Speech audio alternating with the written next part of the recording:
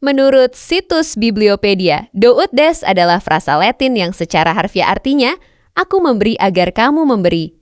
Ini adalah prinsip bar dalam hubungan sosial ekonomi. Maka, dapat dianggap wajar apabila seseorang mengharapkan imbalan dari kebaikan yang ia berikan kepada orang lain. Bacaan kali ini menceritakan kelanjutan kisah perjuangan Gideon dalam mengalahkan bangsa Midian. Gideon bersama pasukannya mengejar dua raja Midian yang melarikan diri, yaitu Zebah dan Salmunah. Dalam pengejaran itu, mereka mengalami kelelahan. Gideon meminta bantuan makanan kepada orang Sukot. Tetapi para pemuka Sukot menolak dengan alasan bahwa Gideon belum berhasil menangkap kedua raja itu. Setelah itu, Gideon juga menerima penolakan yang sama dari orang Penuel. Apa tanggapan Gideon? Gideon berkata bahwa ia akan mencabik tubuh para pemuka. Sukot dan merobohkan menara orang Penuel, Gideon benar-benar melakukan niatnya itu, bahkan membunuh orang-orang di Penuel.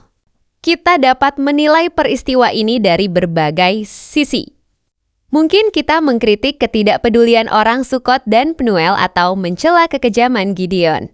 Namun, kita juga dapat menilai bahwa Gideon dan masyarakat umumnya saat itu hidup dalam sistem sosial yang membalas kejahatan dengan kejahatan dan membalas kebaikan dengan kebaikan. Ini adalah prinsip mata ganti mata, gigi ganti gigi.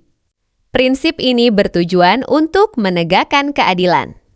Tetapi orang sering menggunakannya untuk menuntut balasan atau mengharapkan imbalan. Oleh karena itu, Yesus mengajarkan prinsip yang sebaliknya, janganlah melawan jika orang lain berbuat jahat kepada kita. Jadi, kita tidak perlu bertanya, apakah penolakan harus dibalas dengan penolakan juga? Keburukan apapun yang dilakukan orang terhadap kita, Yesus mengajar kita untuk proaktif membalasnya dengan melakukan kebaikan. Dan tidak memikirkan balasan apa yang akan diberikan orang kepada kita. Mari kita berdoa bersama. Tuhan Yesus Kristus, terima kasih atas firman-Mu hari ini. Engkau mengajarkan kami untuk tidak membalas kejahatan dengan kejahatan, melainkan mengalahkan kejahatan dengan kebaikan.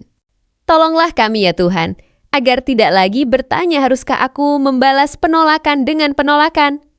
Bantu kami untuk proaktif melakukan kebaikan, meskipun orang lain berbuat jahat kepada kami.